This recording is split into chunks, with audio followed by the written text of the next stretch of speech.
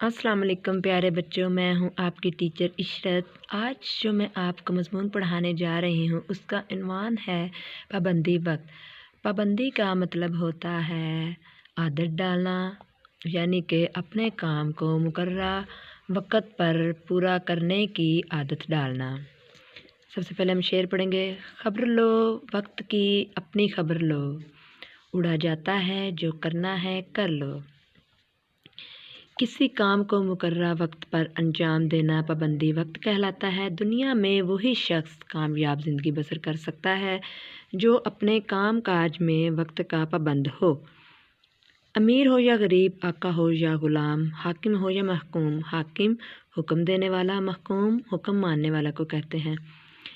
ताजर हो या काश्तकार, ताजर होता है जो बाज़ार में आप देखते हैं जो चीज़ें फ़रोख्त करते हैं, और काश्तकार होता है किसान को कहते हैं जो खेती बाड़ी करते हैं। ताजर हो या काश्तकार, ये सब वक्त की पाबंदी करके अपने अपने मकसद में कामयाब होते हैं।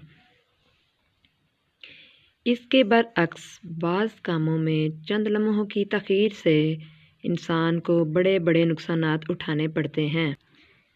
वक्त एक बड़ी दौलत है। वक्त एक बेशबहा ख़जाना है। खोई हुई दौलत वापस मिल सकती है, लेकिन गुज़रे हुए वक्त के लम्हात किसी कीमत पर भी वापस नहीं लाए जा सकते। जिस तरह दरिया का गुज़रा हुआ पानी, हवा का गुज़रा हुआ झोंका वापस नहीं आ सकता, उसी तरह गुज़रे हुए वक्त का वापस लाना भी मुमकिन नहीं। कुदरत के तमाम मनाज़िर हमें वक्त की पाबंदी का दर्स देते हैं। इस्लाम के तमाम अरकान मसलन नमाज, रोज़ा, ज़कात, हज वगैरह भी हमें वक्त की पाबंदी का दर्स देते हैं, यानी अल्लाह ताला को भी वक्त की पाबंदी बेहद पसंद है। किसी ने सच कहा है कि वक्त इंसान का बहुत बड़ा दुश्मन भी है। अगर इंसान ज़रा भी गफलत से काम ले और अपने कामों में वक्त की पाबंदी ना करे तो यही वक्त उसकी ज़िंदगी को तबाह बर्बाद कर देता है। तुलबा के लिए भी वक्त की पाबंदी नहायत ज़रूरी है। अगर एक तालिब इल्म सुबह सवेरे वक्त मुकर्रर पर उठे, वक्त पर स्कूल जाए, पढ़ाई मेहनत और बाकायदगी से करे, वक्त पर खेले, वक्त पर सोए, तो उसकी सेहत भी अच्छी रहेगी और वह तालीम में भी तरक्की करेगा। इसके बरअक्स जो तालिब इल्म वक्त का पाबंद नहीं, वो इम्तहान में कभी नुमायाँ कामयाबी हासिल नहीं कर सकेगा। अफराद के अलावा कौमों की तरक्की के लिए भी वक्त की पाबंदी नहायत ज़रूरी है।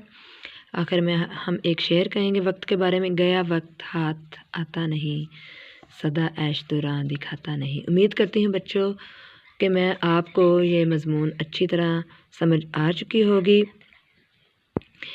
और जाते जाते मेरे चैनल को सब्सक्राइब, लाइक और शेयर ज़रूर कीजिएगा।